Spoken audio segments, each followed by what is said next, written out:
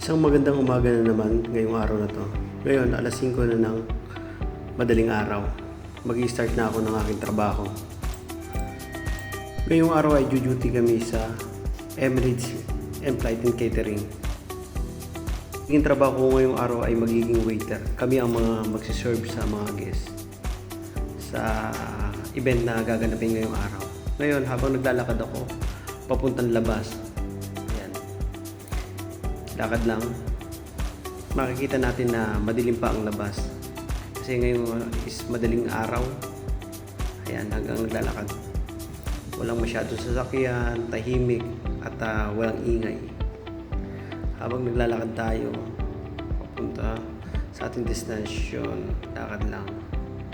Dito kasi ay mag-i-start na kasi ako ng duty ngayong araw na to habang naglalakad ako papuntang metro kasi kailangan ko makapunta sa meeting place namin.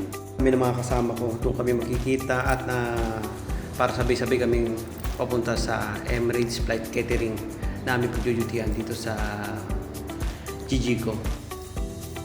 Pag naglalakad papuntang metro, ayan, nakikita nyo, napakalinis ang daan. At walang masyadong dumadaan na taxi, ilan lang. Ngayon kasi dito sa area ko is hindi naman siya ganun crowded na kumbaga magiging hassle at mahirap sumakay. Kasi nga itong lugar ko is accessible naman siya sa sasakyan, lalo na sa metro station at bus station. At meron naman tayong option kung baga kung ayaw mo naman pwede ka rin naman mag-taxi.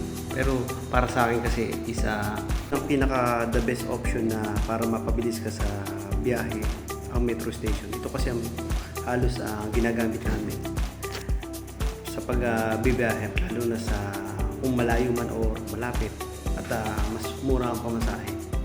Ito, habang naglalakad ako, naisipan ko wala nga pala naman ang mall card ko. Magkano muna ako, maglo-load muna ako ng 10 dirham para magkaroon ako ng balance. Ayan, meron na akong balance na load sa akin mall card para magamit ko siyang maitap. Papasok ng metro. Ayan, nagtap na ako habang naglalakad papuntang metro. Pakit ako ng escalator papunta sa taas kasi dyan ako maghihintay ng sasakyan ko papuntang Jijico kasi nga doon kami duty sa Emirates Flight Catering. Ngayon nakasakay na ako ng metro station, babiyahe na ako. Habang nagbiyahe papunta doon, kailangan ko makapunta ng Borjuman kasi sa Borjuman yun ang pinaka red line papuntang center point, papuntang Jijico. Kasi ang location ko talaga is Odmeta.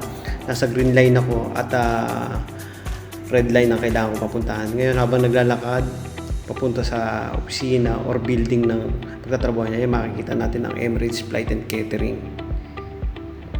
Ayan, makikita natin ang kasama ko na duty. Kita-kita na rin kami ng mga kasama ko, dalawa. Tatlo lang kasi kami magkakasama sa gaganapin na catering namin ngayon at doon magiging waiter kami. Ngayong araw kasi ngayon ay magpiprepare na kami ng aming gagamitin sa loob ng catering. Kailangan namin na mag-set up sa loob. Lalo na yung mga pagkain, maglalagay kami ng mga coffee, tea at mga juices.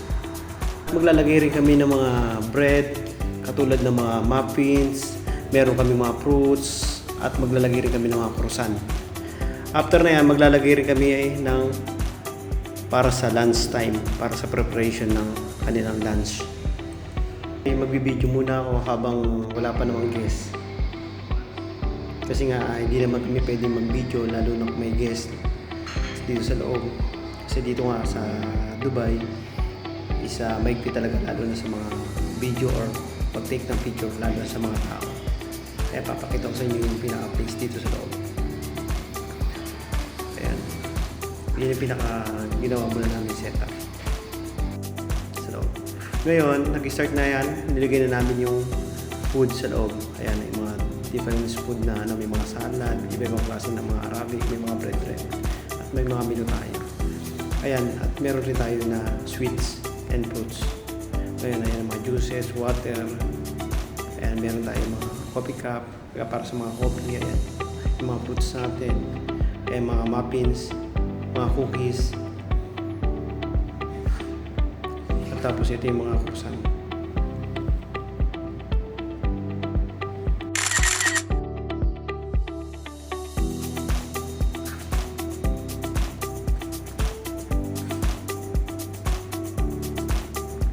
Nagkita-kita rin kami ng mga kasama ko para sabay-sabay na rin kami umuwi.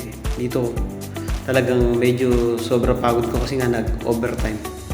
Kaya medyo hapuna habang sa biyahe. Kasi ang layo ng pinuntahan namin dito sa isang catering para sunduin sila. Para sabay-sabay kami uuwi.